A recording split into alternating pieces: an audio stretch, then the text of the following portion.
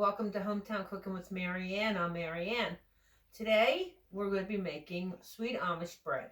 I do it a little different with the timing, so we'll get into it. Okay, first of all, in this bowl I have 1/4 cup of sugar. Normally it's 1/3 or 2/3 of sugar, and I cut it down. So it's 1/4 cup of sugar, tablespoon and a half of fast rising yeast. And I have my water here that was warmed up, and it is now, needs to be 110 or a little bit under. It won't hurt. So it's 107. That's perfect. Now we're going to pour this in the bowl. It's 2 cups. What I'm going to do is get my little whisk here and give it a little mix. I know it's going to rise because I do keep my yeast in the freezer. So already it's starting to foam up. And we'll give it a minute and I'll tell you what else I have. I have a 1/4 cup of oil. It calls for vegetable oil, but I use corn oil. Anyone you like would probably work. 6 cups of bread flour, and I use Occident. I get it from the Mennonite store in bulk, and it can be used for anything, but bread flour is fine. And I need a teaspoon of the salt. So what we're going to do is, I'm already looking at it and it's foaming up, so I'm going to put my oil in. A 1/4 cup of oil, and I'm going to put in most of my flour.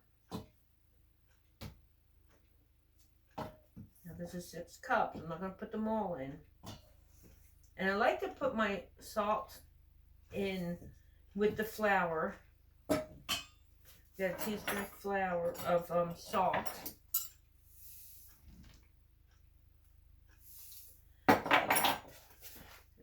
Do is grab a big spoon and I'm going to mix it up.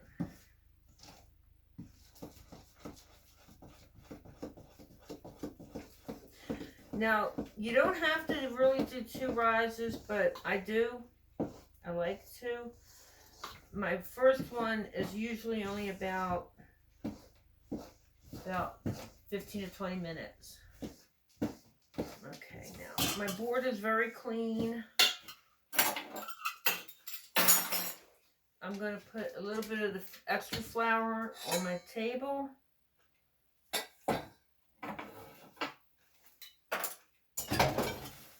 Okay, so what I did was I poured my dough out on a table and I washed out my bowl because we're going to reuse it.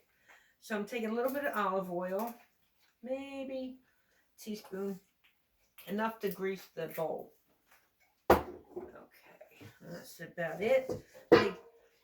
Take my hand like this and I just rub it in there. Okay, and that's going to be sitting over here. Let me see, where can I put it? Over here.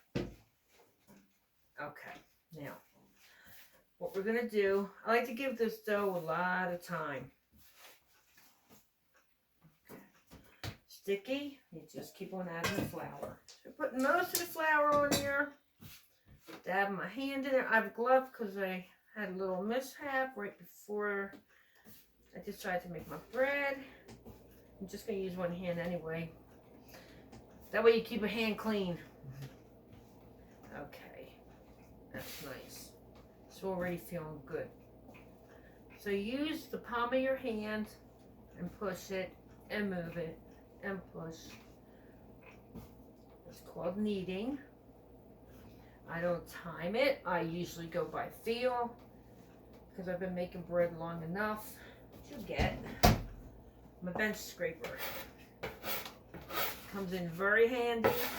That way you don't have to constantly add flour to it. So 6 cups of flour, a 1/4 cup of sugar, because I'm watching our sugar. If it wasn't, you can do 1/3 of a cup. And 2 cups of warm water, preferably anywhere between 105 and 110. Mine was 107.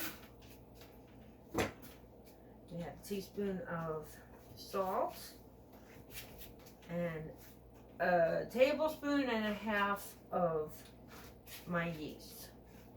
That's why if you see I have some leftover and leftover on the table, that's why you don't use it all. You just use as you need. Now, what I'm going to do is when I bring it all together is just let it sit and rest covered. Since I have my stove on and it's still warm, well actually it's off and it's still warm, I'll put this in my grease bowl, cover it with a towel, and I'm going to leave it there for about 20 minutes. And then we'll start rolling it out and forming it. Now, my opinion on the flour, I don't use all-purpose. You can in a pinch because it makes it too heavy. When I use bread flour alone, I don't like the texture. The crumb is too crummy. I've tried it with half bread flour and half of the oxidant. I'm not too sure what the difference is, and I can only find it over in my Mennonite store. And I spoke to them, and they said they were the ones that told me they were out of bread flour, and they told me to try it, and I love it. I love it. The crumb is really nice, which means it doesn't fall apart. Okay, it's almost ready. You can almost see it wanting to rise already. And if you don't do a lot of baking, you can keep your yeast in the freezer, like I said, until you need it. But keep it well covered. Okay, now if you see, it resists. Okay, now where did I put it? Here we go. Now we have our bowl, greased up bowl. Get this off the table. Okay. Put it upside down and give it a little pop. Okay. I think they're called bread flour, or they're called flour towels. And cover it up. Make sure you don't have any hot burners. I'm going to sit it right on my burner. And we will be back in about 20 minutes. Okay, so my dough has been sitting for 20 minutes. In the meantime, I cleaned up my dishes. I cleaned off my board, and it's dry, and I put a little bit of flour on it. The reason I do that is because when you're making the dough, you might have little pieces on your surface, and they might get into the dough, and then you have that bite. I've had it done already. Okay, here is how much it rose. So we're not going to do anything but push it down, grab it up. If you need it a little bit, put it out. I have this handy cutter. Plastic would do, knife would do, anything you have would do. Now I have one pan bigger than the other. So I'm going to cut it a little bigger than the other. Okay. And we're going to put this aside for a minute. Put that over there. Be very careful if you have that. It's very sharp. Now we're going to squeeze out the bubbles. You have to use a little elbow grease with this. You can hear the bubbles squishing. You can hear all those bubbles leaving.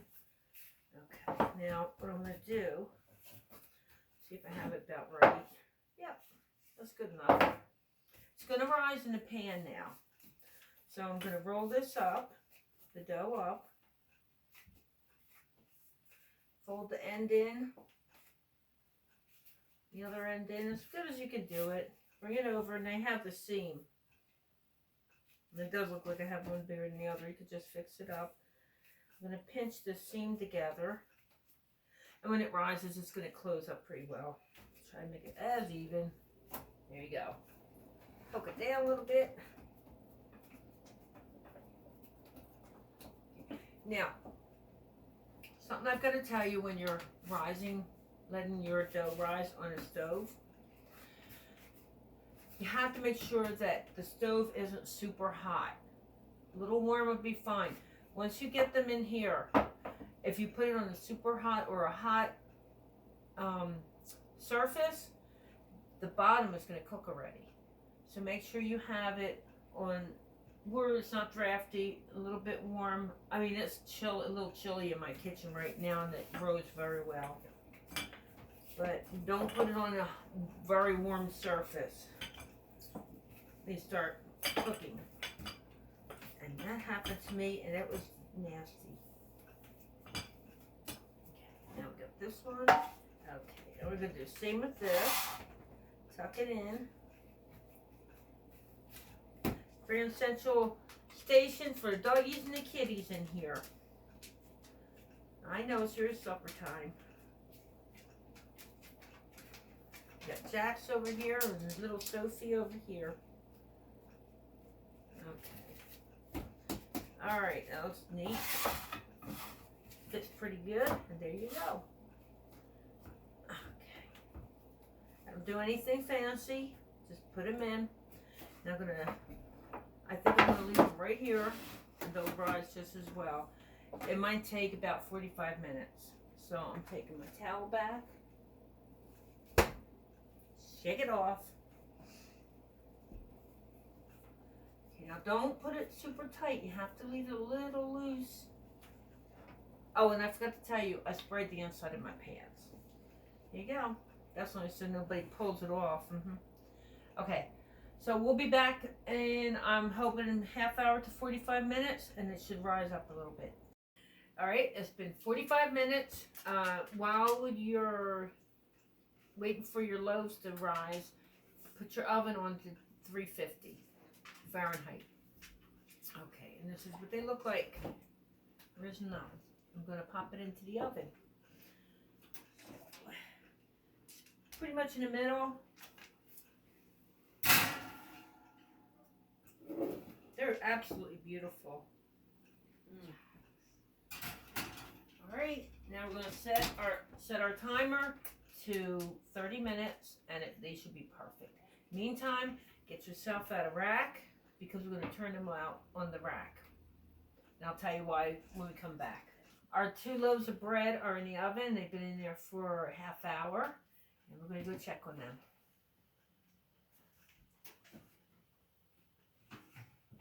Oh, it smells so good.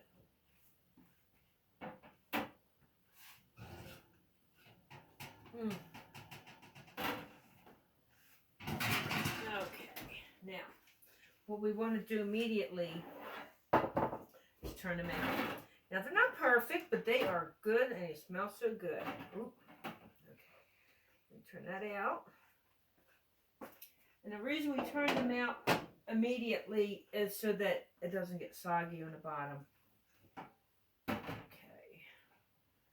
Now if you want perfect loaves of bread, you can always measure it out on the scale and roll it out perfect, but you know what? It's beautiful. Hear that? That's how you know it's done. Okay, now, you don't want to cut in right away, even though my family's ready to. So now we keep it on the cooling rack. Let it cool down a little bit, and then enjoy it. I want to thank you for coming into my kitchen. I hope you'll be here again next time when I have something delicious to make for you. I love you. I'm sending you love, hugs, and prayers. Take care. Bye-bye.